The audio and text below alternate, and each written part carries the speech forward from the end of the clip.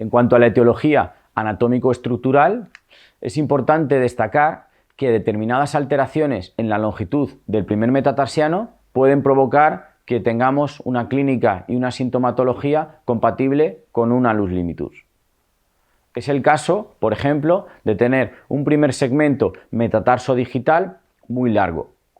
En esos casos puede provocar cambios que acaben degenerando y provocando un alus limitus. Otra de las alteraciones muy habituales es en los sesamoideos, que también pueden derivar en un alus limitus. En algunos artículos destacan que la posición de estos sesamoideos pueden repercutir y generar este alus limitus, pero los últimos artículos y evidencia publicada acerca de ellos nos indica que no es tanto la posición, sino la longitud de estos sesamoideos, siendo más largos, los que nos van a provocar a priori mayor riesgo de padecer un alus limitus. Del mismo modo, el alus limitus funcional, la manera de diagnosticarlo y valorarlo en nuestra clínica podológica suele ser a través de compensaciones de la marcha. Por lo tanto, cuando realicemos valoraciones y análisis de la marcha a nuestros pacientes y sospechemos, una vez analizados a través de test y parámetros en descarga, en camilla, análisis del calzado, antecedentes, valorando todas las posibles etiologías que hemos comentado anteriormente, hacer una prueba biomecánica de la marcha para destacar y comprobar si se realizan determinadas compensaciones. Entre estas compensaciones de la marcha de nuestros pacientes suele haber elevación del talón, elevación también digital vertical asociado a ese intento de mantener la inercia del pie. En ocasiones se produce lo que se denomina como paso invertido o marchas tanto en abducción como en abducción. A continuación destacaremos diferentes aspectos importantes al tener en cuenta si se producen estas compensaciones. Relacionado con la compensación de elevación del talón, es posible que nuestros pacientes realicen una flexión dorsal de la articulación metatarsofalángica como mecanismo compensacional, también una pronación de la articulación subastragalina antes de elevar el talón, en este primer rocker. Vamos en ocasiones a retrasar la fase de elevación del talón y esto todo nos puede llevar a pensar que nuestro paciente está padeciendo un alus limitus, valorando, insisto, la primera fase de la marcha. Con respecto a otra de las compensaciones muy habituales en pacientes afectados de alus limitus funcional es la elevación dígito vertical. En este caso se produce una ausencia, en ocasiones total o semiparcial, de la flexión dorsal de esta metatarsofalángica en la fase de despegue. Como comentábamos en la fase anterior o en la compensación anterior, el levantamiento del talón suele estar máximamente retrasado. La marcha de estos pacientes suele ser apropulsiva, perdiendo ese momento de inercia que hemos indicado a lo largo de este modelo. Y en ocasiones los pacientes suelen ser más lentos de lo habitual a la hora de desarrollar esta marcha. Por lo tanto, es también muy importante evaluar esta posible compensación en pacientes afectos de alus limitus funcional. Otra de las compensaciones es la que se denomina paso invertido.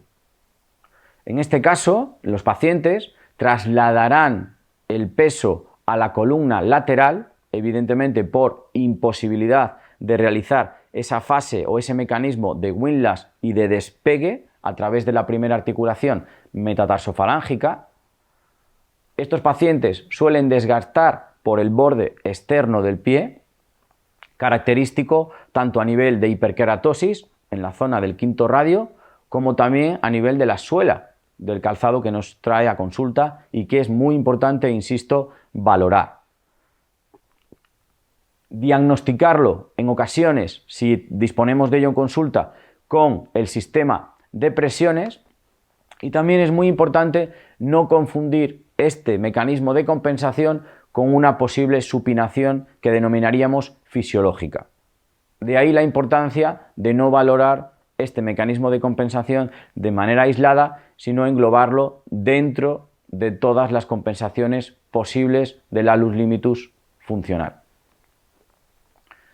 Las dos últimas posibles compensaciones que realizarán nuestros pacientes en la marcha afectados de esta patología es la marcha en abducción, caracterizada por un despegue en roll-off del pie. En ocasiones también se acompaña por una desviación de la pierna en abducción, denominado con su terminología anglosajona twist off. Y en ocasiones también vamos a evidenciar de manera muy clara una hiperkeratosis en el borde medial del hallux. En la pantalla podéis observar las diferentes compensaciones que se realizan en este tipo de marcha en pacientes afectados de alus limitus funcional. La última compensación que podemos realizar o que podemos evidenciar en pacientes afectos suele ser el despegue a través del denominado eje oblicuo y puede coexistir con una de las compensaciones indicadas anteriormente, como son el paso invertido.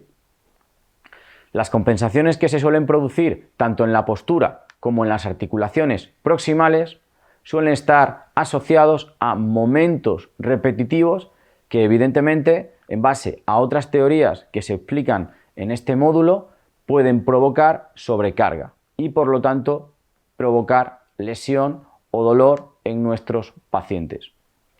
Todos estos mecanismos de sobreuso a través de mecanismos repetitivos suelen ser los responsables de molestias y dolor, y lo que suele ser más habitual, posiciones antiálgicas, es decir, posiciones antidolor, tanto en tobillo, rodilla, cadera e incluso, como describe el profesor Howard Dananberg, en la zona lumbar y en la zona cervical. Varios de estos mecanismos que suele provocar posiciones antiálgicas o mecanismos de compensación en nuestros pacientes suelen ser una marcada flexión de cabeza o de tronco. Las rodillas y las caderas también suelen estar flexionadas durante la marcha, evidentemente en aquellas fases en las que no es tan necesario la flexión de estas articulaciones, y suele ser, como él denomina, la principal causa de dolor lumbar. El diagnóstico del alus limitus funcional y su aplicación clínica lo podríamos definir como un conjunto de signos, síntomas y parámetros en ocasiones no sencillos de ver. Es para ello que la movilidad de la primera articulación metatarsofalágica puede presentar un rango de movimiento normal en descarga y que no existan síntomas en esta articulación.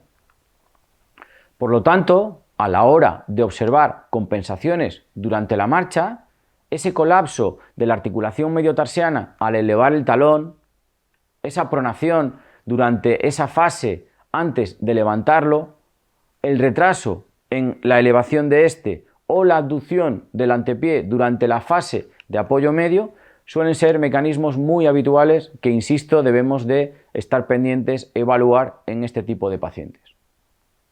Si disponemos, como comentábamos anteriormente, de sistemas de análisis de presión, la teoría del doctor Dananberg nos indica que la insuficiencia de ese primer radio a plantarflexionarse suele ocasionar alteraciones de sobrecarga y alteraciones en el reparto de presiones del antepié, tal y como refleja en la bibliografía que podéis ver a la derecha de la imagen y que en diferentes pacientes podemos evaluar en hiperkeratosis en el pulpejo del primer dedo, hiperkeratosis medial en la primera articulación metatarsofarángica o sobrecarga de los metatarsianos menores. Esta imagen sirva de ejemplo, de nuevo, y reitero, de la importancia de la valoración del calzado y de los desgastes de nuestros pacientes.